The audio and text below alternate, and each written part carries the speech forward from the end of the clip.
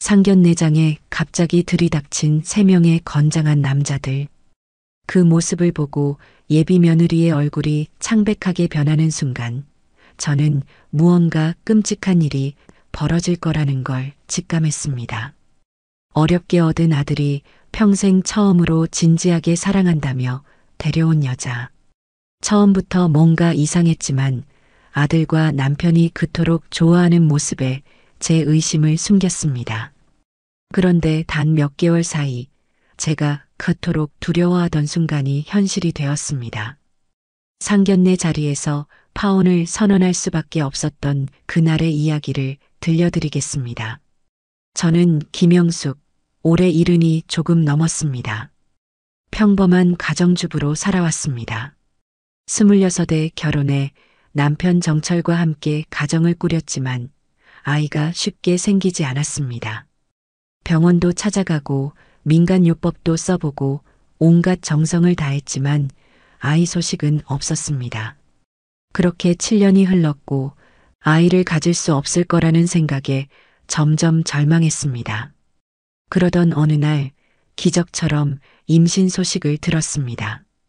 33살 늦은 나이에 얻은 아들이었습니다. 10달 내내 제 몸이 아닌 것처럼 조심했습니다. 그렇게 저희 민호가 태어났습니다. 민호는 우리가 정말 어렵게 얻은 아이니까 무슨 일이 있어도 행복하게 자라야 해. 남편과 저는 매일 그렇게 다짐했습니다. 남편 정철은 중소기업에서 부장으로 일하며 가정을 책임졌습니다. 온화하고 듬직한 사람이었지만 아들을 얻고 나서는 더 부드러워졌습니다. 퇴근 후에는 항상 민호를 안고 집안을 걸어 다녔습니다. 우리 아들, 우리 보물. 그렇게 아들을 사랑으로 채웠습니다. 아들은 어느새 어른이 되어 대기업 차장으로 일하는 멋진 남자가 되었습니다. 민호는 대기업에 취직 후 단 한 번도 큰 돈을 함부로 쓰지 않았습니다. 어머니, 제 월급 통장은 어머니한테 드릴게요. 필요한 것 있으면 제 통장에서 편하게 쓰세요. 저는 조금만 있으면 돼요. 취직하고 얼마 안 되어 민호가 저에게 했던 말입니다. 저는 그 통장에서 필요한 생활비만 빼고 나머지는 모두 저축했습니다. 나중에 민호가 결혼할 때를 대비한 돈이었습니다. 덕분에 민호는 또래보다 일찍 서울 시내에 작은 아파트도 마련했고 노후 자금도 꾸준히 모았습니다. 그렇게 제 아들은 결혼할 준비를 착실하게 해놓고 있었지만 연애를 잘하진 못했습니다. 몇 번 소개팅을 했지만 모두 첫 만남 이후로 이어지지 않았습니다. 민호는 늘 아직 때가 아닌가 봐요라고 말했지만 저는 마음이 조급했습니다. 유일한 아들이 결혼해서 행복한 가정을 이루는 모습을 보고 싶었으니까요. 그러던 어느 날 민호가 퇴근 후 평소보다 들뜬 표정으로 집에 들어왔습니다. 어머니, 좋은 소식이 있어요. 제가 정말 마음에 드는 사람을 만났어요. 처음으로 민호의 얼굴에서 설렘이 보였습니다. 의료기기 회사에서 일하는 박지연이라는 이름의 여성이었습니다. 정말? 그래. 어떤 사람인데? 저도 덩달아 설렜습니다. 드디어 우리 아들이 누군가를 진심으로 좋아하게 된 것 같았으니까요. 정말 착하고 예쁘고 똑똑해요. 간호학과를 나와서 지금은 의료기기 회사에서 일하고 있어요. 곧 소개시켜 드릴게요. 그렇게 한 달 후 민호는 박지연을 우리 집에 데려왔습니다. 저녁을 함께 먹기로 한 날 저는 아침부터 준비했습니다. 민호가 좋아하는 그리고 예비 며느리가 될지도 모르는 사람이 좋아할 만한 음식들로 상을 가득 채웠습니다. 처음 마주한 박지연은 단정한 차림새에 밝은 미소를 지닌 젊은 여성이었습니다. 민호보다 5살 어렸지만 말투나 행동이 상당히 차분했습니다. 안녕하세요, 어머님. 민호 오빠한테 정말 많은 얘기 들었어요. 처음 뵙게 되어 영광입니다. 지연은 공손하게 인사했고 정성스럽게 포장된 선물까지 건넸습니다. 제가 좋아할 만한 한방 화장품 세트였습니다. 남편도 처음 보는 아들의 여자친구에게 호의적이었습니다. 우리 아들보다 훨씬 좋은 여자구먼. 저녁 식사 중에는 지연의 직장 이야기, 가족 이야기, 그리고 민호와 어떻게 만났는지에 대한 이야기가 오갔습니다. 지연은 서울의 유명 대학교 간호학과를 나와서 병원에서 일하다가 지금은 의료기기 회사로 옮겼다고 했습니다. 대화는 부드럽게 흘러갔지만 저는 설명할 수 없는 위화감을 느꼈습니다. 웃는 얼굴 뒤에 무언가 숨겨진 느낌, 말투에서 느껴지는 미묘한 불일치, 눈빛에서 느껴지는 어떤 계산적인 기운. 그 모든 것을 구체적으로 설명할 수는 없었지만 어머니의 본능이었을까요? 뭔가 마음에 걸렸습니다. 하지만 아들과 남편은 전혀 그런 느낌을 받지 못한 듯 했습니다. 오히려 민호는 지연이 자리를 비운 사이 제게 속삭였습니다. 어머니, 어때요? 정말 좋은 사람이죠? 너무나 행복해 보이는 아들의 표정에 저는 제 의심을 말하지 못했습니다. 그저 미소로 답했습니다. 그래, 좋은 사람 같구나. 그날 이후로 지연은 자주 우리 집에 놀러 왔습니다. 점점 가족처럼 편안해졌고 특히 남편은 지연을 무척 아꼈습니다. 식사 자리에서는 항상 지연의 이야기에 웃음을 터뜨리고 심지어는 우리 지연이가라며 친딸처럼 대했습니다. 민호도 확실히 달라졌습니다. 항상 검소하고 계획적이던 아이가 지연을 위해 선물을 사고 고급 레스토랑에 데이트를 나갔습니다. 처음에는 그저 연애를 시작해서 그런가 보다 했지만 시간이 지날수록 민호의 소비 패턴이 급격히 바뀌는 것이 느껴졌습니다. 그렇게 석 달 정도가 지났을 때 민호가 저녁 식사 자리에서 갑자기 결혼 이야기를 꺼냈습니다. 어머니, 아버지, 저 지연이와 결혼하고 싶어요. 남편은 바로 환호했습니다. 오, 그래. 정말 잘된 일이구만. 저는 조금 놀랐습니다. 만난 지 석 달 만에 결혼 이야기라니. 평소 신중하던 민호가 너무 서두르는 것 같았습니다. 하지만 아들의 기쁜 표정에 제 생각을 말하기가 망설여졌습니다. 어머니는 어떻게 생각하세요? 민호의 물음에 저는 잠시 망설였습니다. 글쎄, 너희가 만난 지 얼마 안 됐잖니. 조금 더 시간을 두고 서로를 알아가는 건 어떨까? 그 말에 민호의 표정이 약간 굳었습니다. 저희는 충분히 서로를 알아갔어요. 어머니도 지연이를 더 알게 되면 저처럼 좋아하실 거예요. 남편은 아들의 편을 들었습니다. 당신도 참 애들이 서로 좋다는데 뭘 더 알아봐. 나이도 적지 않은데 빨리 결혼하는 게 좋지. 그날 밤 침대에 누워 생각했습니다. 너무 빠른 결혼 이야기, 그리고 계속해서 느껴지는 지연에 대한 미묘한 불신. 하지만 제 아들이 행복해하는 모습에 제 의심은 점점 뒤로 물러났습니다.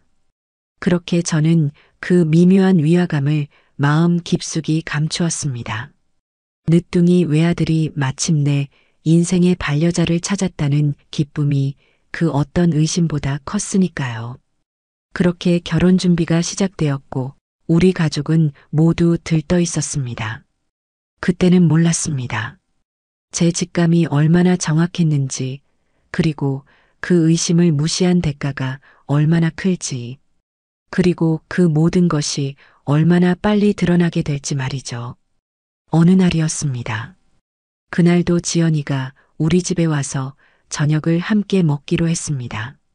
지연이는 항상 그랬듯이 단정한 차림으로 도착했습니다. 음식을 준비하는 내내 곁에서 도와주겠다며 부엌에 함께 있었습니다. 그렇게 둘이 있는 시간, 자연스럽게 대화가 이어졌습니다. 대학에서 간호학을 전공했다고 했었지? 네, 어머님. 간호학과를 나왔어요. 서울대였던가? 참 대단하구나. 지연은 잠시 손을 멈추더니 미소를 지었습니다. 아, 연세대였어요, 어머님. 순간 제 귀가 의심스러웠습니다. 분명 처음 만났을 때 서울대라고 했던 것 같은데. 하지만 확신이 없었습니다. 나이가 들어 기억력이 떨어진 걸까? 아니면 정말 내가 잘못 들은 걸까? 그래, 내가 서울대라고 들었던 것 같은데. 지연은 잠시 당황했지만 자연스럽게 웃으며 대답했습니다. 아니에요, 어머님. 연세대였어요. 혹시 민호 오빠가 서울대라고 잘못 전했나 보네요. 그 말에 그냥 넘어갔지만 마음 한구석이 불편했습니다. 그래도 굳이 그 자리에서 더 캐묻고 싶지는 않았습니다. 저녁 식사 시간 남편과 민호까지 모두 모인 자리에서 대화가 꽃피었습니다. 학창 시절 이야기가 나오자 민호가 지연에게 물었습니다. 지연이는 대학 때 동아리 활동도 많이 했었어? 지연은 웃으며 대답했습니다. 그럼요. 연세대 간호학과가 동아리 활동도 활발했거든요. 저는 의료봉사 동아리에서 활동했어요. 그 말을 듣자마자 저는 민호에게 시선을 돌렸습니다. 식사 후 민호가 설거지를 도와주는 동안 저는 조심스레 물었습니다. 민호야, 지연 씨가 서울대 나왔다고 했었는데 오늘은 연세대라고 하네? 민호는 물을 틀며 대답했습니다. 엄마가 잘못 들으신 거예요. 지연이는 처음부터 연세대라고 했어요. 그래, 내가 확실히 서울대라고 들었던 것 같은데.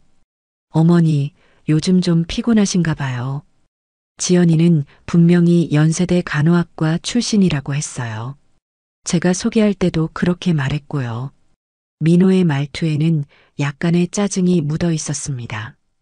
저는 더 이상 말을 꺼내지 않았습니다. 하지만 그날 밤 혼자 누워 생각했습니다.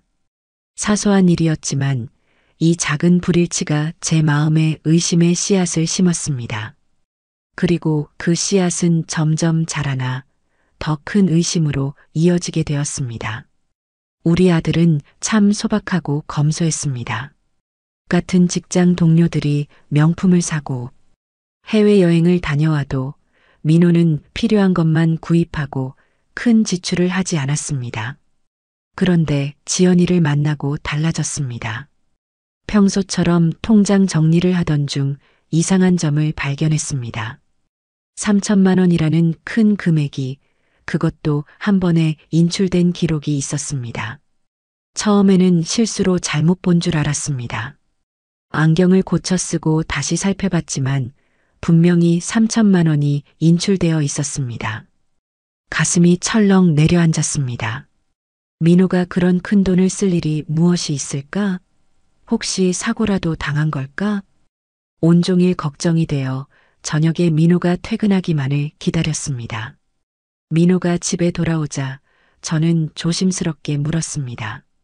민호야, 오늘 통장을 보니 큰 돈이 빠져나갔더구나. 무슨 일 있니? 민호의 표정이 순간 굳었습니다. 그러더니 이내 자연스러운 표정으로 돌아와 대답했습니다. 아, 네. 지연이가 급한 일이 있어서요. 제가 빌려줬어요. 그렇게 큰 돈을? 무슨 급한 일인데? 지연이 부모님 병원비래요. 아버지께서 갑자기 큰 수술을 받으셔야 해서.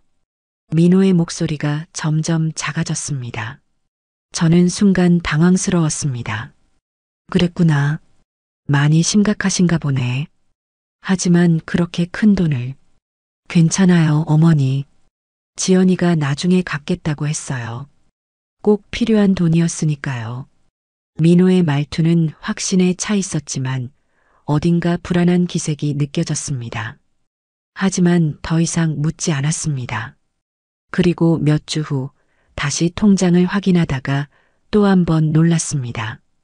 이번에는 2천만 원이 인출되어 있었습니다. 이제는 그냥 넘길 수 없었습니다. 저녁 식사 자리에서 민호와 남편이 있는 자리에서 말을 꺼냈습니다.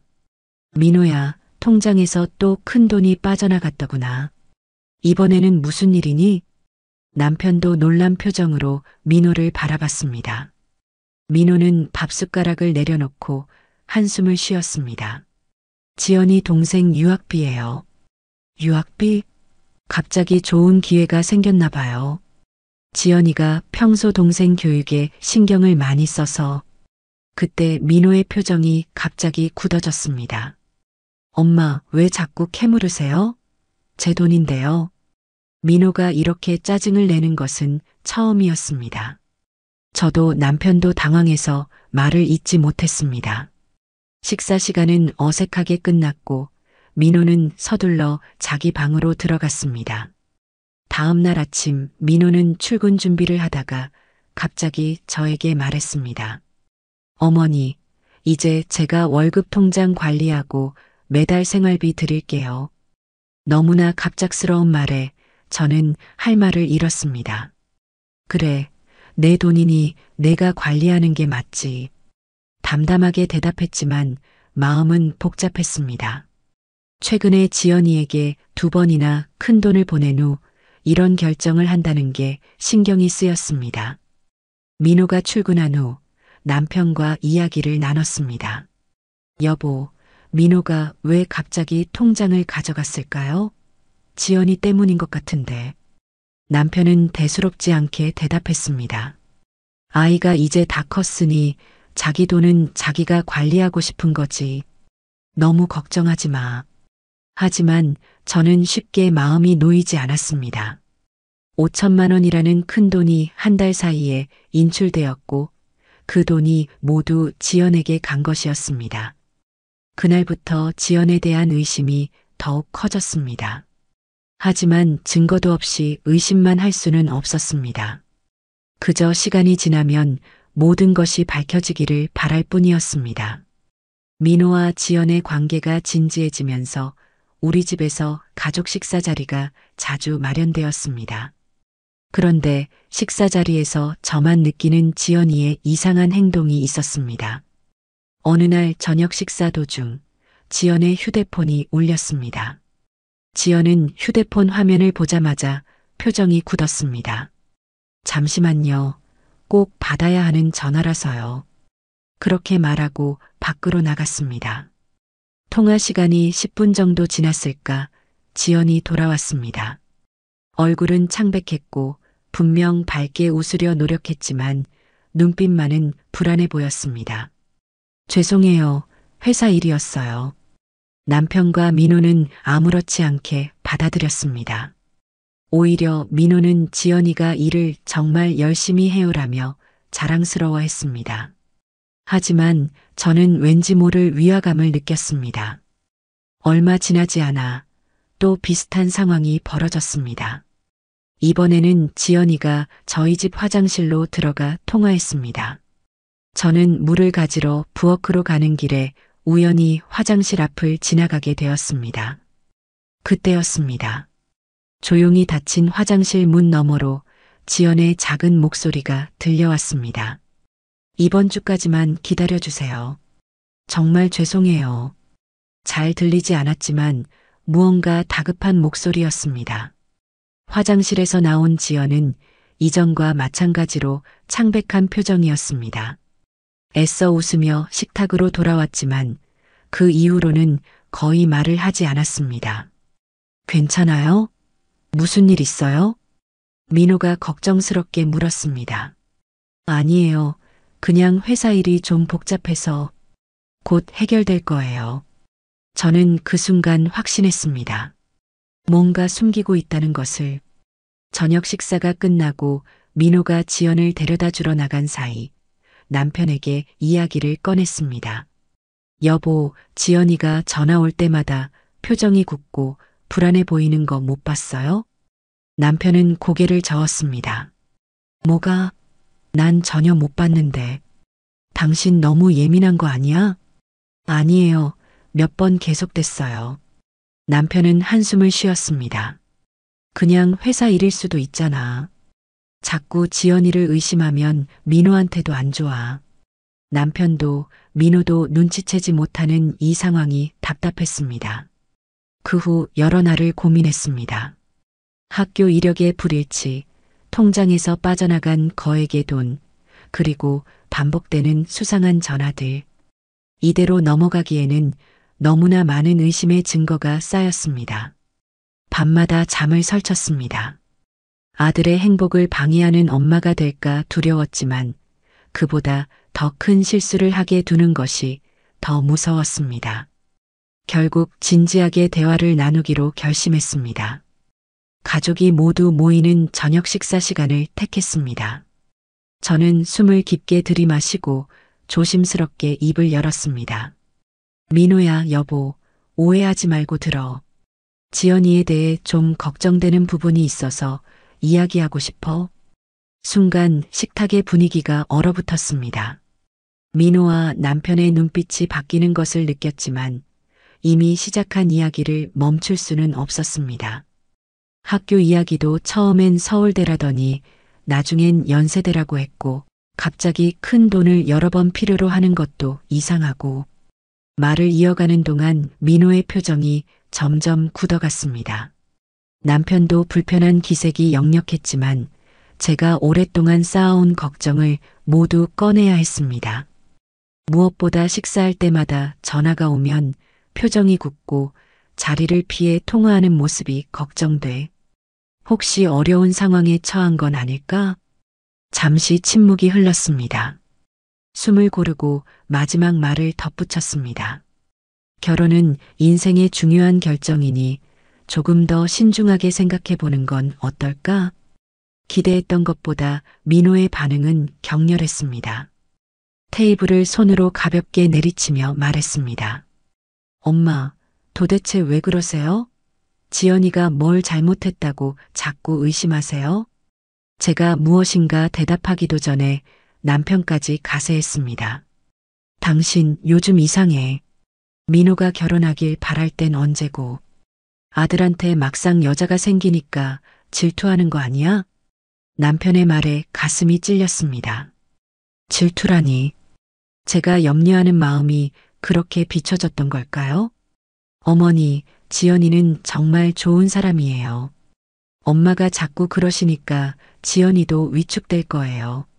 민호의 목소리가 점점 높아졌습니다. 평소 차분하던 아들이 이렇게 화를 내는 모습은 처음이었습니다. 제가 결혼 안 하면 좋겠어요? 저 이제 곧 있으면 40이에요. 이제 겨우 좋은 사람 만났는데 이렇게 방해하시면 어떡해요? 방해라는 말에 마음이 아팠습니다. 저는 그저 아들을 보호하고 싶었을 뿐인데.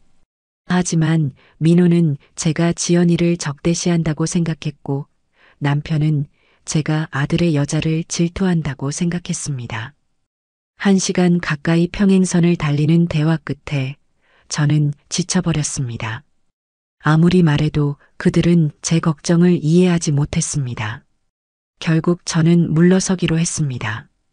미안하다. 엄마는 민호가 행복했으면 해서 그런 거야. 그 말과 함께 자리에서 일어났습니다. 눈물이 나오려는 것을 참으며 주방으로 향했습니다. 어머니, 민호가 불렀지만 돌아보지 않았습니다. 설거지를 하며 조용히 눈물을 흘렸습니다. 저는 단지 사랑하는 아들을 보호하고 싶었을 뿐인데 오히려 방해자가 되어버렸습니다. 그날 밤 침대에 누워 생각했습니다. 이제 어떻게 해야 할지 막막했습니다. 더 이상 제 걱정을 말할 수 없다면 그저 지켜볼 수밖에 없는 걸까요? 하지만 마음속 불안감은 더 커졌습니다. 예감이 좋지 않았습니다. 무언가 큰일이 일어날 것 같은 두려움이 저를 덮쳤습니다. 그 후로 저는 지연에 대한 의심을 더 이상 입 밖에 내지 않았습니다. 평소에는 민호에게 이것저것 물어보고 조언도 해주곤 했는데 이제는 대화할 때마다 말을 고르고 또 골랐습니다. 혹시라도 지연 이야기가 나올까봐 두려웠기 때문입니다. 남편과도 깊은 대화를 나누지 않게 되었습니다. 예전에는 잠자리에 들기 전 오늘 있었던 일들을 이야기하며 속마음을 나누곤 했습니다. 그런데 이제는 대화가 짧아졌고 여러 날 동안 서로 몇 마디 말도 나누지 않은 채 잠이 들기도 했습니다. 내가 오해하는 건가? 밤마다 이런 생각이 들었습니다. 지연이의 학교는 정말 제가 잘못 들었을 수도 있고 통장에서 돈이 빠져나간 것도 정말 급한 사정이 있었을 수 있습니다.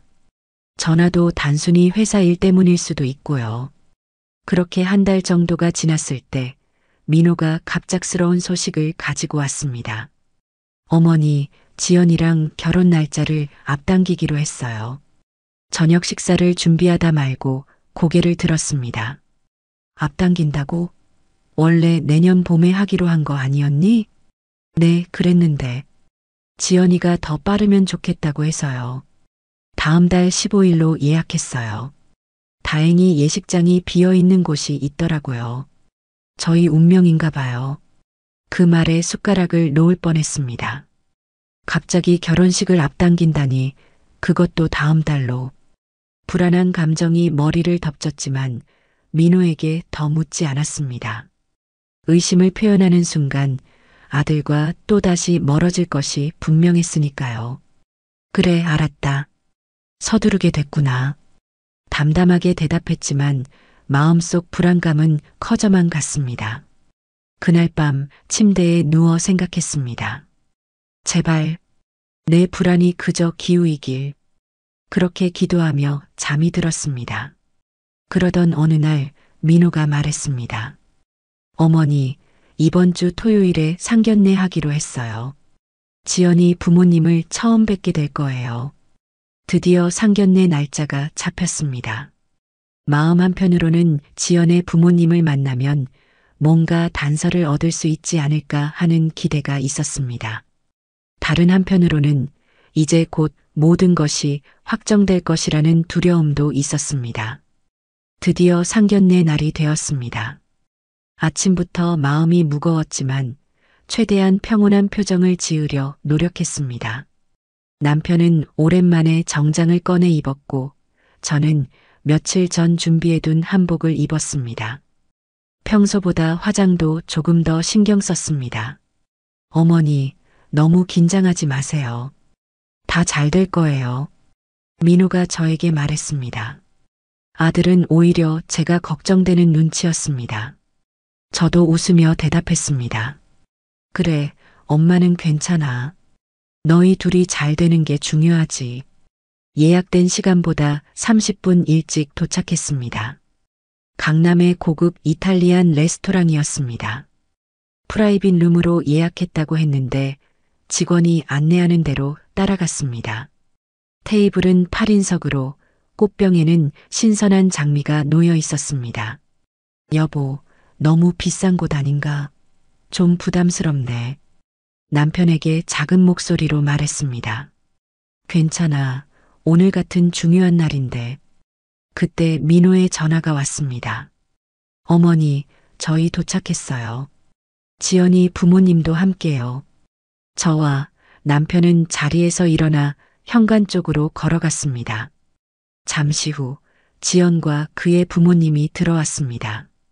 처음 보는 지연의 부모님은 예상과 비슷했습니다. 아버지는 단정한 정장 차림의 회사원 느낌이었고 어머니는 품위 있는 옷차림의 전업주부처럼 보였습니다. 안녕하세요. 처음 뵙겠습니다. 저는 박지연의 아버지 박상민입니다. 지연의 아버지가 먼저 인사했습니다. 목소리는 조용했지만 또렷했습니다. 안녕하세요. 저는 정민호 어머니 김영숙입니다. 이쪽은 남편 정철입니다. 저와 남편도 인사했습니다. 지연의 어머니도 고개를 숙여 인사했습니다. 저는 지연이 어머니 이미경입니다. 오늘 이렇게 만나게 되어 기쁩니다. 모두 다 예의 바르게 인사를 나눈 후 테이블에 앉았습니다. 초반에는 어색한 침묵이 흘렀습니다. 누구도 먼저 말을 꺼내기 어려웠던 것 같습니다. 결국 남편이 먼저 입을 열었습니다. 박 사장님은 어떤 일을 하고 계신지요? 아, 저는 사장은 아니고요. 강남에 있는 기업에서 회계팀장으로 일하고 있습니다. 지연의 아버지가 겸손하게 대답했습니다. 회계팀장이라. 지연이 서울 강남에서 자란 것은 사실인 것 같았습니다. 그렇군요. 중요한 자리시네요. 저는 작년에 은퇴했습니다. 중소기업 부장으로 일했죠. 남편이 대화를 이어갔습니다. 두 남자는 공통점을 찾은 듯 회사 이야기로 대화가 조금씩 풀렸습니다. 음식이 나오기 시작했고 분위기도 조금씩 부드러워졌습니다. 지연의 어머니가 저에게 말을 걸었습니다. 아드님이 정말 훌륭하시네요. 지연이가 늘 민호 이야기만 해요. 감사합니다. 지연이도 정말 단정하고 예의 발라요. 제 입에서 나온 말이었지만 여전히 마음 한구석에는 의심이 남아 있었습니다. 하지만 지연의 부모님을 보니 그들이 딸을 진심으로 믿고 있다는 것이 느껴졌습니다. 만약 지연이 정말 문제가 있는 사람이라면 부모님도 조금은 알고 있지 않을까요? 와인이 한 잔씩 돌고 메인 요리가 나왔을 때쯤 대화는 더욱 자연스러워졌습니다. 지연의 아버지가 민호를 바라보며 진심 어린 목소리로 말했습니다. 민호 군, 우리 딸이 당신을 만난 후로 정말 행복해 보여요. 예전에는 일만 하고 집에 잘 안 들어왔는데 요즘은 자주 집에 와서 결혼 준비 이야기를 해요. 그 말을 들으니 제 마음이 조금 누그러졌습니다. 지연이 부모님과도 소통하며 결혼 준비를 한다는 것은 긍정적인 신호 같았습니다. 저희 민호도 지연이를 만나고 많이 달라졌어요. 전에는 일만 하더니 요즘은 웃는 모습도 많아지고 제가 대답했습니다.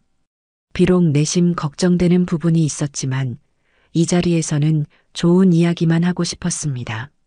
식사가 거의 끝나갈 무렵 지연의 아버지가 잔에 와인을 채우며 진지한 표정으로 말했습니다. 두 사람이 앞으로 잘 살 수 있도록 우리도 도와줍시다. 부모로서 해줄 수 있는 건 다 해주고 싶네요. 그 말에 저도 고개를 끄덕였습니다. 처음 만났을 때의 어색함은 거의 사라지고 이제는 같은 배를 탄 동료처럼 느껴졌습니다. 그들도 자식의 행복을 바라는 부모일 뿐이었습니다. 그래요. 아이들이 행복하게 살 수 있도록 우리가 힘이 되어 줍시다. 제 마음의 경계심이 조금씩 풀어지고 있었습니다. 지연의 부모님은 진실된 모습으로 딸을 믿고 있었고 민호와 지연의 결합을 진심으로 축복하는 것 같았습니다. 어쩌면 제 의심이 정말 기우였을지도 모른다는 생각이 들었습니다. 디저트가 나왔고 모두 이야기를 나누며 웃고 있었습니다. 처음으로 마음이 편안해지는 순간이었습니다. 하지만 그 평화로운 시간은 오래가지 못했습니다. 갑자기 프라이빗 룸의 문이 열렸습니다. 레스토랑 직원인가 싶었는데 문 앞에 3명의 건장한 남자들이 서 있었습니다. 모두 검은색 정장을 입고 있었지만 그들의 눈빛과 태도에서 레스토랑 직원이 아니라는 것을 즉시 알 수 있었습니다. 순간적으로 식탁의 모든 대화가 멈췄습니다. 남자들은 우리 테이블을 훑어보다가 지연에게 시선을 고정했습니다. 박지연 씨, 거기 계셨군요. 잠깐 얘기 좀 하시죠. 맨 앞에 선 남자가 지연을 향해 말했습니다. 그 순간 지연의 얼굴이 창백하게 변했습니다. 마치 모든 피가 빠져나간 것처럼 하얗게 질려버렸습니다. 손에 든 디저트 포크가 떨어질 듯 흔들렸습니다. 지연의 부모님은 당황한 표정으로 딸을 바라봤고 민호와 제 남편은 거의 동시에 자리에서 일어났습니다. 누구세요? 여기가 어디라고 이러시는 거예요? 민호가 단호한 목소리로 물었습니다. 남편도 옆에서 같은 표정으로 남자들을 노려봤습니다. 이곳은 가족 모임 자리인데 무례하게 들어오시면 안 됩니다. 나가주시겠어요? 남편이 말했습니다. 하지만 남자들은 물러서지 않았습니다. 오히려 맨 앞에 남자가 한 발짝 더 다가섰습니다. 당신들은 빠지세요. 우리는 박지연하고만 할 얘기가 있으니까 방해하면 안 좋을 겁니다. 그 목소리에 담긴 위협이 신뢰를 가득 채웠습니다. 그리고 그때 뒤에 있던 두 번째 남자가 소근거리듯 말했습니다. 이런 사기꾼이랑 결혼하려고? 오히려 이 자리를 방해한 우리한테 고마워해야 할 걸. 순간 테이블의 모든 사람들이 얼어붙었습니다. 사기꾼이라니? 제 머릿속에서 그동안의 의심들이 한꺼번에 밀려왔습니다. 지연의 얼굴은 이제 백지장처럼 하얗게 변했고 눈에는 공포가 가득했습니다. 지연의 부모님은 혼란스러운 표정으로 딸을 바라봤습니다. 특히 지연의 아버지는 완전히 당황한 모습이었습니다. 지연아, 이 사람들은 누구니? 지연의 어머니가 떨리는 목소리로 물었습니다. 하지만 지연은 대답하지 않았습니다. 대신 급히 자리에서 일어났습니다. 제가 나가서 얘기할게요. 지연의 목소리는 거의 들리지 않을 정도로 작았습니다. 민호가 팔을 잡으려 했지만 지연은 재빨리 피했습니다. 곧 돌아올게요. 잠시만요. 그 말을 끝으로 지연은 3명의 남자들과 함께 룸을 나갔습니다. 문이 닫히고 테이블에는 무거운 침묵이 내려앉았습니다. 민호는 얼굴이 하얗게 질린 채 문을 바라봤고 저는 심장이 빠르게 뛰는 것을 느꼈습니다. 그제서야 제 직감이 옳았다는 것을 깨달았습니다. 민호는 문을 향해 움직이려 했습니다. 가서 확인해 봐야겠어요. 남편이 민호의 팔을 잡았습니다.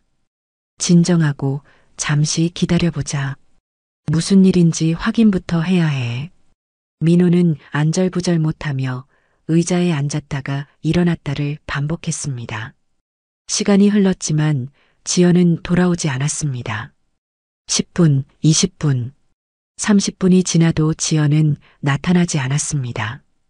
결국 민호가 참지 못하고 밖으로 나갔습니다. 몇 분 후 돌아온 민호의 표정은 더 심각해져 있었습니다. 지연이가 없어요. 지연의 부모님은 완전히 혼란에 빠진 모습이었습니다. 지연의 아버지가 딸에게 전화를 걸었지만 받지 않았습니다. 그때 지연의 아버지 휴대폰에 문자가 왔습니다. 아빠 죄송해요. 제가 다음에 말씀드릴게요. 오늘은 이만 돌아가세요. 민호는 그 문자를 보고 망연자실한 표정으로 자리에 앉았습니다. 상견례는 이렇게 충격적인 방식으로 중단되었습니다. 주차장으로 향하는 동안 저는 민호의 어깨를 가만히 감쌌습니다. 더 이상 말을 잇지 못하고 우리는 침묵 속에서 차에 올랐습니다. 집으로 돌아가는 길, 창밖으로 흘러가는 도시의 불빛들이 마치 눈물처럼 번져 보였습니다. 상견례 이후 집으로 돌아온 우리 가족은 침묵 속에 잠겼습니다. 민호는 자기 방에 들어가 나오지 않았고 남편은 소파에 앉아 깊은 생각에 잠겼습니다. 저는 부엌에서 차를 끓이며 마음을 진정시키려 했습니다. 그날 밤 민호는 끊임없이 지연에게 전화를 걸었지만 모두 연결되지 않았습니다. 문자도 읽지 않은 채 그대로였습니다. 다음 날도 그 다음 날도 지연은 연락이 두절된 상태였습니다. 어머니, 저 지연이 집에 다녀오려고요. 그러던 어느 날 민호가 아침 일찍 말했습니다. 지연이 강남 쪽 오피스텔에 살고 있다고 했었습니다. 민호의 눈에는 뭔가 확인해야 한다는 결연한 의지가 보였습니다. 그래, 조심해서 다녀와라. 민호가 나간 후 저는 계속해서 창밖만 바라봤습니다. 이 모든 상황이 꿈처럼 느껴졌습니다. 제가 그토록 두려워했던 일이 현실이 되었지만 기뻐할 수 없었습니다. 아들의 상처를 지켜보는 것이 너무 고통스러웠기 때문입니다. 해가 저물 무렵 민호가 돌아왔습니다. 현관문을 열고 들어오는 아들의 표정에서 이미 모든 것을 알 수 있었습니다. 그의 눈은 공허했고 얼굴은 지쳐 있었습니다. 어떻게 됐니? 지연이가 사라졌어요. 오피스텔에 가봤는데 이미 짐을 다 빼고 없었어요. 관리실에 물어보니 얼마 전에 이사 갔대요. 민호는 소파에 털썩 주저앉았습니다. 그의 어깨가 축 처져 있었습니다. 지연이가 2개월치 월세를 밀리고 있었대요. 제가 알던 지연이가 아닌 것 같아요. 목소리가 떨렸습니다. 저는 아무 말도 하지 않고 그저 아들 옆에 앉아 어깨를 감쌌습니다. 어떤 위로의 말도 지금은 소용없을 것 같았습니다. 그렇게 일주일이 지났습니다. 민호는 회사에 휴가를 내고 집에만 있었습니다. 밥도 제대로 먹지 않고 말수도 줄었습니다. 저는 매일 아침 민호가 좋아하는 음식을 준비했지만 대부분 그대로 남았습니다. 그러던 어느 날 늦은 시간에 현관문 소리가 들렸습니다. 민호가 들어왔고 평소와 달리 술 냄새가 났습니다. 평소 술을 거의 마시지 않던 아들이었기에 더욱 놀랐습니다. 민호야, 괜찮니? 거실로 나가 물었습니다. 민호는 소파에 앉아 고개를 숙이고 있었습니다. 엄마, 오늘 지연이를 만났어요. 놀라서 민호 옆에 앉았습니다. 정말? 어디서? 룸살롱이었어요. 룸살롱이라는 말에 가슴이 철렁 내려앉았습니다. 저의 최악의 예감이 현실이 된 것 같았습니다. 엄마, 지연이가 모든 걸 말했어요. 민호의 눈에는 눈물이 고여 있었습니다. 한참을 말을 잇지 못하다가 깊은 한숨을 내쉬었습니다. 지연이에게 2억 도박 빚이 있었대요. 2억이라는 숫자가 귓가에 울렸습니다. 처음에는 친구 따라 가볍게 시작했는데 점점 빚이 커졌대요. 그러다 조폭들에게 빚을 지게 되었고 민호의 목소리가 떨렸습니다. 룸살롱에서 일하면서 빚을 갚으려 했대요. 하지만 이자가 너무 커서 원금도 못 건드렸대요. 제 마음은 무거워졌습니다. 그래서 돈 많은 남자 만나 한 번에 빚을 갚으려고 생각했대요. 그게 저였던 거죠.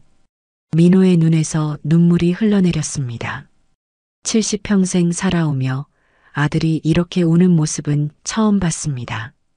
엄마 말이 맞았어요. 내가 왜 그때 엄마 말을 안 들었을까? 민호의 말에 가슴이 아팠습니다. 제가 옳았다는 사실이 기쁘지 않았습니다. 차라리 제가 오해했더라면 아들이 이렇게 상처받지 않았을 텐데. 미안해요, 엄마.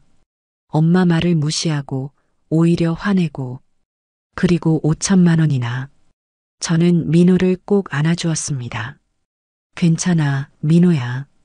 돈은 다시 벌면 돼.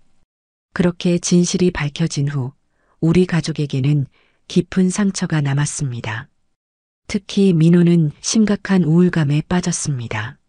아침에 일어나 회사에 가는 일상적인 행동을 하긴 했지만 그의 눈빛에서 생기는 사라졌습니다. 말수도 줄었고 웃음소리는 더더욱 듣기 어려워졌습니다. 아침마다 식탁에 앉은 민호를 바라보며 가슴이 아팠습니다. 음식을 앞에 두고도 대부분 손을 대지 않았고 커피만 마시곤 했습니다. 한 달 만에 얼굴은 훨씬 야위었고 눈 밑에는 다크서클이 짙게 내려앉았습니다. 아들의 마음을 어루만져주고 싶었지만 어떤 말을 해야 할지 몰랐습니다. 시간이 약이라고 하지만 그 시간이 너무 더디게 흘러가는 것 같았습니다. 어느 날 저녁 민호가 귀가하고 얼마 후 남편도 돌아왔습니다. 오랜만에 세 식구가 함께 저녁 식사를 하게 되었습니다. 식탁에 앉아 밥을 먹는 동안 무거운 침묵만이 흘렀습니다. 민호야, 회사는 어때? 남편이 조심스럽게 물었습니다. 괜찮아요, 아버지. 바쁘게 지내고 있어요. 대화는 그것으로 끝이 났습니다. 식사를 마치고 남편이 민호에게 말했습니다. 오늘은 일찍 들어왔으니 우리 셋이서 오랜만에 이야기 좀 할까? 민호는 잠시 망설이다가 고개를 끄덕였습니다. 그렇게 우리는 거실 소파에 둘러앉았습니다. 누구도 먼저 말을 꺼내지 못했습니다. 민호야. 제가 조심스럽게 입을 열었습니다. 많이 힘들지? 엄마가 뭐라도 도울 수 있으면 좋겠는데. 민호는 고개를 숙인 채 말이 없었습니다. 그때 남편이 갑자기 깊은 한숨을 내쉬었습니다. 여보, 미안해. 당신 말을 들어봤어야 하는데. 남편의 목소리가 떨렸습니다. 70이 넘은 남자가 이렇게 감정을 드러내는 모습은 처음이었습니다. 당신 직감이 옳았는데 오히려 당신한테 질투한다고 말하고 정말 미안해. 제 손을 꼭 잡으며 남편이 말했습니다. 저는 그저 고개를 끄덕였습니다. 이제 와서 누구를 탓하고 싶지 않았습니다. 아버지, 그건 아버지 잘못이 아니에요. 민호가 말했습니다. 지금 생각해보면 모든 징후가 있었는데 돈을 요구할 때마다 핑계가 달랐고 전화 통화도 항상 자리를 피해서 하고 제가 왜 그걸 몰랐을까요? 사랑은 사람을 눈멀게 하기도 한단다. 민호야. 제가 말했습니다. 죄송해요, 어머니, 아버지. 제가 철없이 행동해서. 민호의 눈에 눈물이 고였습니다. 괜찮아, 민호야. 저는 민호의 손을 꼭 잡았습니다. 그리고 남편은 민호의 어깨를 토닥였습니다. 그렇게 우리 가족은 경제적 타격과 정신적 상처를 안고 하루하루를 보냈습니다. 하지만 언제나 그렇듯 시간이 흐르면서 우리 가족에게도 변화가 찾아왔습니다. 반년 정도 지났을 무렵 민호는 거의 예전의 모습을 되찾았습니다. 회사에서도 성과를 인정받아 승진 이야기도 나오기 시작했고 주말에는 친구들과 만나기도 했습니다. 가끔 돌아오는 길에 작은 선물을 사오기도 했습니다. 저녁 식사 후 함께 차를 마시며 대화하는 시간이 늘었고 주말에는 셋이 함께 근처 공원을 산책하기도 했습니다. 무엇보다 달라진 점은 가족 간의 신뢰였습니다. 이제는 서로의 생각에 귀 기울이고 존중하는 모습이 자연스러워졌습니다. 특히 남편은 제 의견을 묻고 존중하는 태도가 눈에 띄게 달라졌습니다. 그렇게 우리 가족은 큰 시련을 겪었지만 그 과정에서 더욱 단단해졌습니다. 시간은 모든 상처를 치유한다고 하지만 정확히 말하자면 시간과 함께 흐르는 가족의 사랑이 상처를 치유하는 것 같습니다. 우리 가족의 회복은 그렇게 조금씩 하지만 확실하게 이루어졌습니다. 그렇게 지연이와의 일이 있은 후 2년이라는 시간이 흘렀습니다. 민호는 완전히 예전의 모습을 되찾았고 오히려 더 성숙해진 듯 했습니다. 회사에서는 과장으로 승진했고 주말에는 취미로 테니스를 배우기 시작했습니다. 가을이 깊어가던 어느 주말 오후 민호가 전화를 했습니다. 어머니, 오늘 저녁에 집에 일찍 들어갈게요. 드릴 말씀이 있어서요. 민호의 목소리에는 어떤 설렘이 묻어 있었습니다. 전화를 끊고 어쩐지 가슴이 두근거렸습니다. 민호가 무슨 이야기를 하려는 건지 짐작이 갔습니다. 그날 저녁 민호가 약속대로 일찍 돌아왔습니다. 평소보다 더 단정하게 차려입은 모습이었습니다. 어머니, 이번 주 토요일에 시간 괜찮으세요? 식사를 하며 민호가 물었습니다. 토요일? 그래, 별일 없어. 무슨 일이니? 제가 누구를 소개해드리고 싶어서요. 민호의 얼굴이 살짝 상기되었습니다. 남편과 저는 눈을 마주치며 미소를 교환했습니다.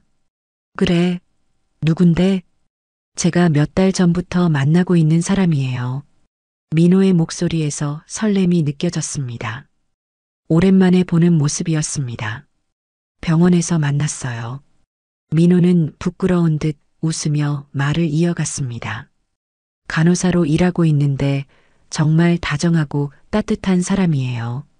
이름은 신혜진이라고 해요. 민호의 눈빛이 반짝였습니다. 아들이 진심으로 누군가를 좋아하는 모습을 보니 저도 기뻤습니다. 하지만 한편으로는 지난 일이 떠올라 약간의 걱정도 되었습니다. 그렇구나. 간호사구나. 어디 병원에서 일하니? 서울대학교 병원이요. 민호가 자랑스럽게 말했습니다. 정말 실력 있는 간호사라고 다들 인정한대요. 환자들한테도 정말 친절하고요. 과거의 경험 때문인지 저도 모르게 더 자세히 물었습니다. 나이는 어떻게 되는데? 저보다 4살 어려요. 가족은? 부모님은 원래 대구에 사셨는데 아버님이 몇 년 전에 돌아가시고 어머님만 계세요. 혜진이가 외동딸이라 서울로 어머니를 모셨대요. 민호는 제 질문에 자세히 대답해 주었습니다.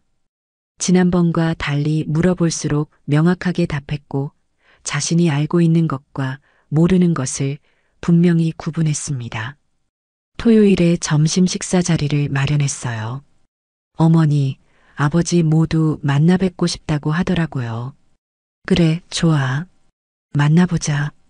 남편도 고개를 끄덕였습니다. 토요일이 되었고 우리는 약속된 레스토랑에 도착했습니다. 민호가 먼저 와서 기다리고 있었고 옆에는 단정한 차림의 젊은 여성이 앉아 있었습니다. 우리를 보자 즉시 일어나 공손하게 인사했습니다. 안녕하세요, 어머님, 아버님. 처음 뵙겠습니다.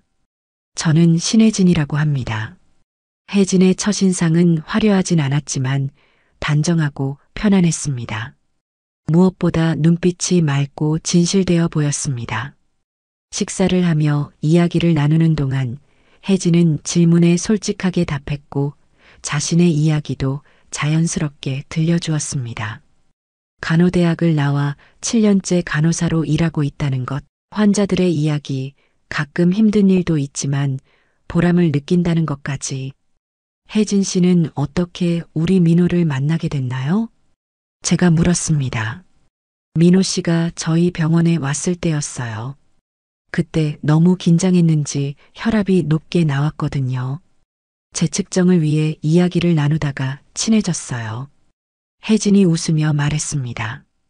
민호도 부끄러운 듯 웃었습니다. 처음엔 그냥 병원 근처 카페에서 차 한잔하는 정도였는데 점점 만남이 이어졌어요. 식사를 마치고 헤어질 때 혜진은 정성스럽게 준비한 듯한 작은 선물을 건네주었습니다.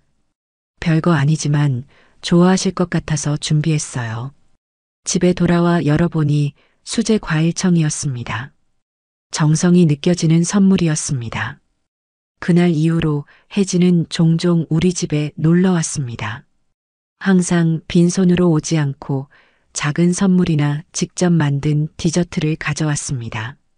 저와도 금방 친해졌고 부엌에서 요리를 도와주거나 집안일을 거들기도 했습니다. 그렇게 몇 개월이 지나고 어느 주말 저녁 민호가 혜진이와 함께 우리 집을 방문했습니다.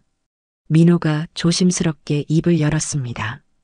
어머니, 아버지, 오늘 중요한 말씀을 드리려고 해요. 민호는 혜진의 손을 잡았습니다. 혜진도 긴장한 듯 했지만 부드러운 미소를 짓고 있었습니다. 저희 결혼하고 싶어요. 남편과 저는 서로를 바라봤습니다. 사실 이 말은 예상하고 있었습니다.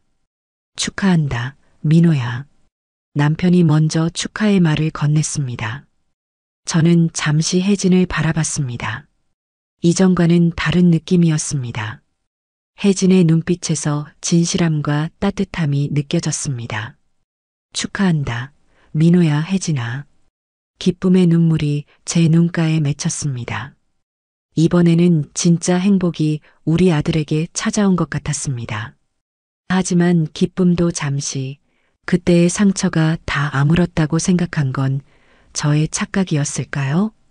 결혼 얘기가 나온 후 저는 참을 수 없는 불안감에 사로잡혔습니다. 밤에 잠을 이루지 못하고 뒤척이다가 남편이 깨어났습니다. 왜 그래? 잠이 안 오나? 그냥 좀 생각할 게 있어서요. 혹시 민호와 혜진이 때문인가? 남편은 저를 잘 알고 있었습니다. 네. 이번에는 정말 괜찮은 것 같은데도 자꾸 불안해요. 예전 일 때문에. 이해해. 하지만 이번에는 달라 보이잖아. 혜진이는 정말 괜찮은 아이 같아. 그래요. 저도 그렇게 느끼는데. 잘 모르겠어요.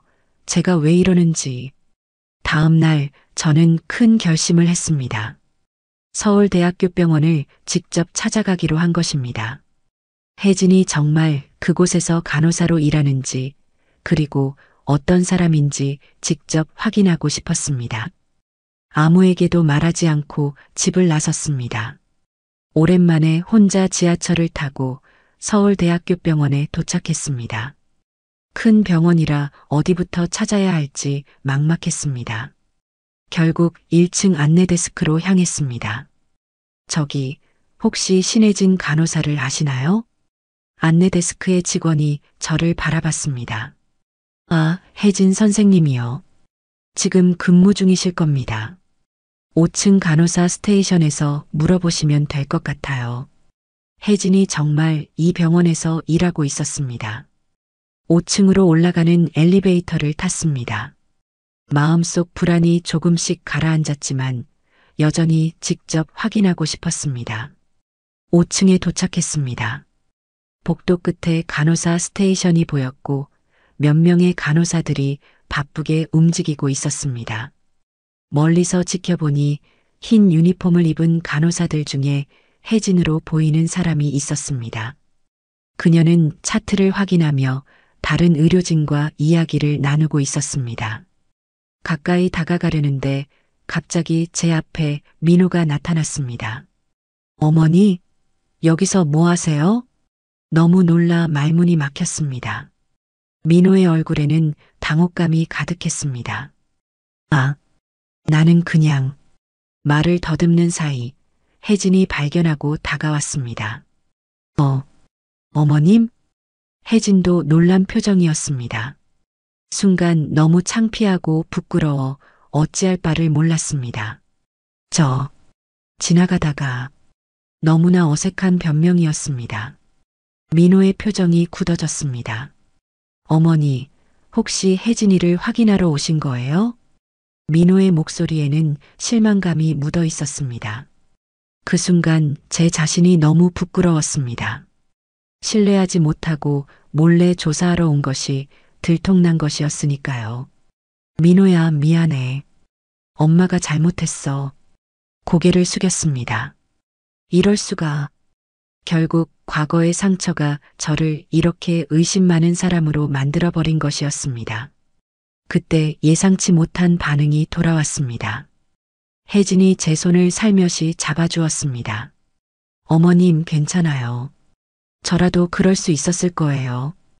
혜진의 목소리는 따뜻했습니다. 놀라서 고개를 들어보니 화가 아닌 이해의 눈빛이 그녀의 눈에서 빛나고 있었습니다. 민호 오빠한테 모든 이야기 들었어요.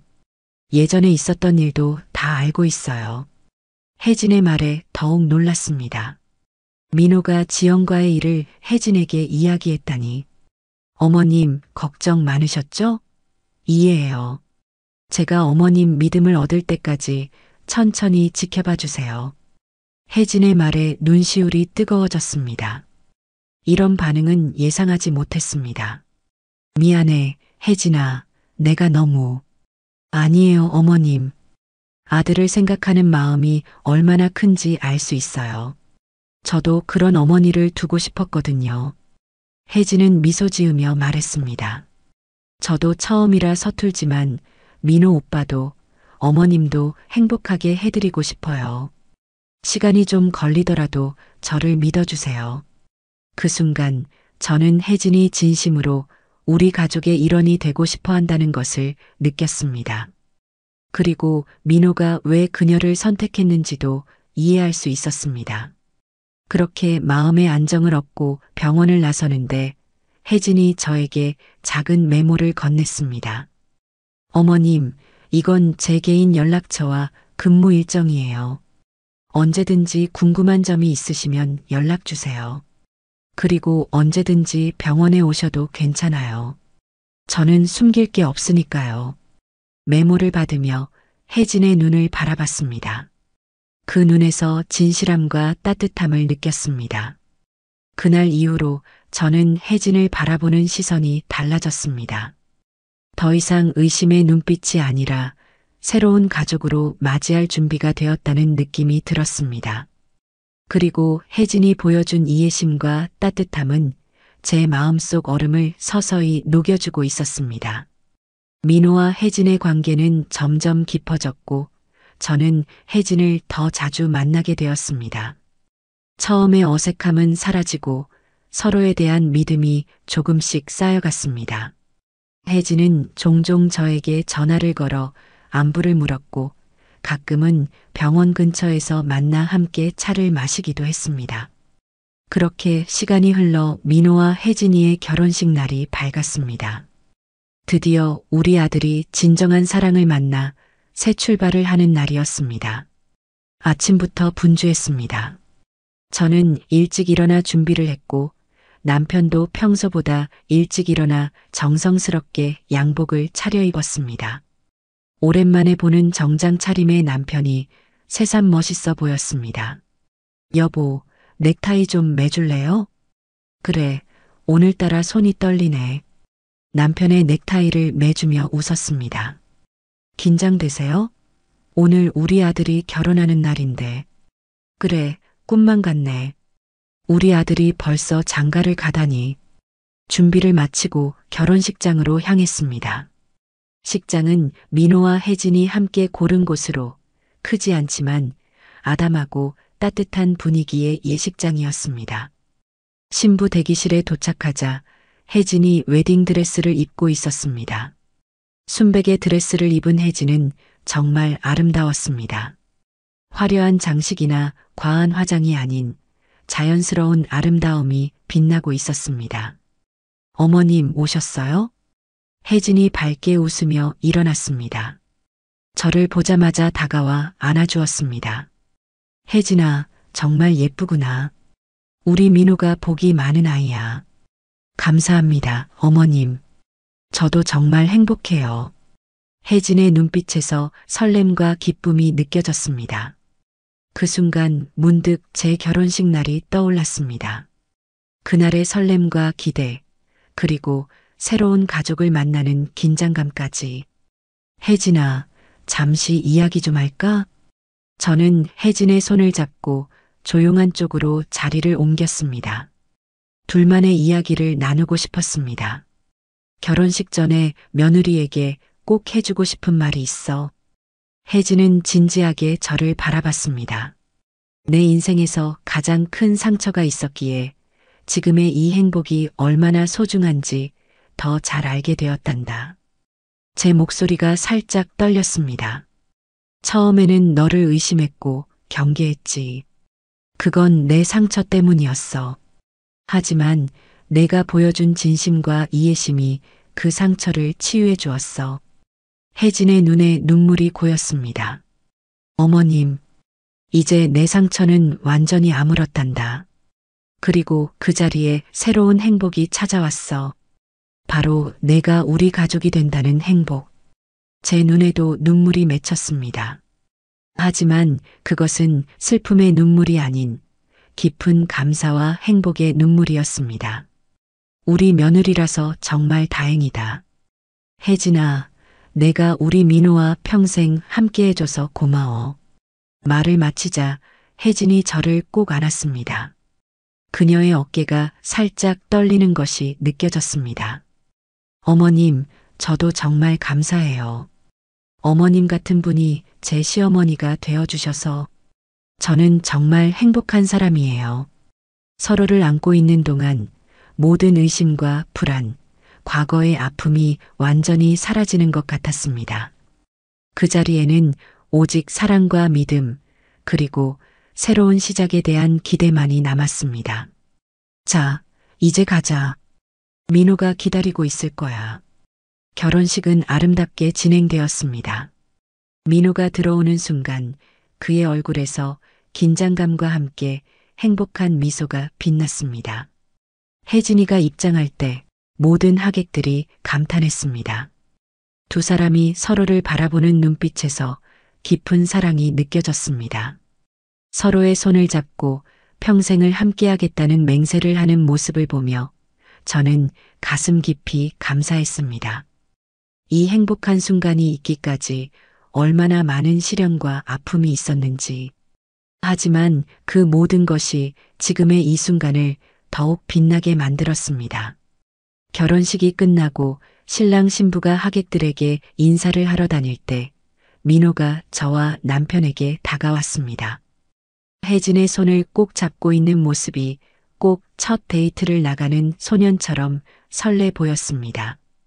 어머니, 아버지, 감사합니다. 이렇게 행복한 날을 맞이할 수 있게 해주셔서 우리가 고맙지.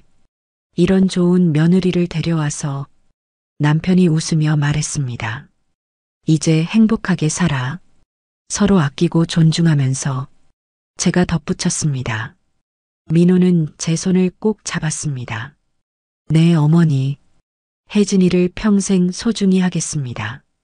민호의 눈빛에서 확신과 감사함이 느껴졌습니다. 결혼식이 끝나고 집으로 돌아오는 길, 남편과 저는 조용히 손을 잡고 걸었습니다. 여보, 오늘 정말 행복했어요. 그래, 나도 그래. 마침내 우리 아들이 진정한 행복을 찾은 것 같아 기쁘구나. 인생이란 참 묘한 것 같아요. 그 상처가 없었다면 오늘의 이 행복도 없었을지 모르잖아요. 남편은 제 손을 더 꼭 잡아주었습니다. 집에 돌아와 조용한 저녁을 보내며 저는 창밖의 별을 바라봤습니다. 인생은 참 예측할 수 없는 여정입니다. 때로는 깊은 상처와 실망이 찾아오지만 그 끝에는 더 큰 행복이 기다리고 있을지도 모릅니다. 몇 년 전 그 아픔이 오늘의 이 깊은 행복으로 이어질 줄은 누가 알았을까요? 이제 저는 확신합니다. 어떤 시련도 우리를 더 강하게 만들고 진정한 행복의 가치를 알게 해준다는 것을 우리 가족의 새로운 시작, 그리고 가장 행복한 결말을 맞이하며 감사의 기도를 드렸습니다. 그렇게 민호와 혜진의 결혼 이후 우리 가족에게는 많은 변화가 있었습니다. 민호는 회사에서 부장으로 승진했고 혜진은 병원에서 수간호사가 되었습니다. 두 사람 모두 자신의 자리에서 인정받으며 성장하고 있었습니다. 그리고 가장 큰 변화는 바로 얼마 전에 있었습니다. 혜진이 임신 소식을 전해왔을 때 저는 눈물이 날 정도로 기뻤습니다. 그날 밤 남편과 함께 아기 용품을 사러 갈 계획을 세우며 들뜬 마음을 감출 수 없었습니다. 여보, 우리가 드디어 할머니, 할아버지가 되는군요. 남편의 눈에도 기쁨의 눈물이 고여 있었습니다. 혜진은 임신 기간 내내 건강하게 지냈습니다. 간호사로서의 경험이 있어 자신의 몸 상태를 잘 관리했고 민호는 퇴근 후 항상 혜진의 곁을 지켰습니다. 혜진의 배가 점점 불러오는 모습을 보며 저는 제 임신 시절을 떠올렸습니다. 33살의 늦은 나이에 민호를 가졌을 때 느꼈던 그 기쁨과 설렘, 그리고 불안함까지 혜진에게 제 경험을 이야기해 주었고 그녀는 항상 경청하며 따뜻하게 웃어주었습니다. 출산 예정일이 다가올수록 온 가족이 긴장하고 있었습니다. 마침내 그날이 왔습니다. 새벽 2시 민호의 다급한 전화가 왔습니다. 어머니, 혜진이가 진통이 시작됐어요. 지금 병원으로 가는 중이에요. 저와 남편은 서둘러 준비하고 병원으로 향했습니다. 병원 대기실에서 초조하게 기다리는 동안 민호는 분만실을 들락날락하며 혜진의 상태를 전해주었습니다. 조금 더 기다려야 할 것 같아요. 아직 초기 진통 단계래요. 민호의 표정은 긴장되어 있었지만 동시에 기대감으로 빛나고 있었습니다. 마침내 새벽 5시 아기의 첫 울음소리가 들려왔습니다. 의사가 나와 소식을 전했습니다. 축하합니다. 건강한 여자아이가 태어났습니다. 민호는 눈물을 흘리며 저와 남편을 안았습니다. 아버지, 어머니, 저 아빠가 됐어요. 그의 목소리는 감격으로 떨리고 있었습니다. 며칠 후 집으로 돌아온 혜진을 만났습니다. 그녀는 피곤해 보였지만 눈빛만은 행복으로 빛나고 있었습니다. 그리고 그녀의 품에 안겨 있는 작은 아기. 우리 가족의 새로운 구성원이었습니다. 어머님, 아버님, 저희 딸 보셨어요? 정말 예쁘죠? 혜진이 자랑스럽게 말했습니다. 그래, 정말 예쁘구나. 우리 혜진이 닮았어. 아기를 안아보는 순간 제 마음은 형언할 수 없는 감동으로 가득 찼습니다. 이것이 할머니가 된다는 것의 기쁨이구나. 작고 따뜻한 생명이 제 품에 안겨 있는 그 느낌은 말로 표현할 수 없이 특별했습니다. 제 인생 70년이 조금 넘는 시간 동안 많은 일들이 있었지만 지금 이 순간이 가장 행복하다고 자신 있게 말할 수 있습니다. 우리 가족의 이야기는 아직 끝나지 않았습니다. 앞으로도 많은 일들이 있겠지만 어떤 일이 있어도 우리는 서로를 믿고 의지하며 함께할 것입니다. 인생에서 가장 큰 위기가 더 큰 행복으로 이어진 것처럼 앞으로의 모든 순간도 우리에게 소중한 배움과 기쁨을 가져다 줄 것이라 믿습니다. 손녀의 작은 손을 잡으며 저는 감사의 기도를 드렸습니다. 이 모든 행복을 허락해 주심에 감사하고 우리 가족이 앞으로도 서로 사랑하며 살아갈 수 있기를 바라는 마음으로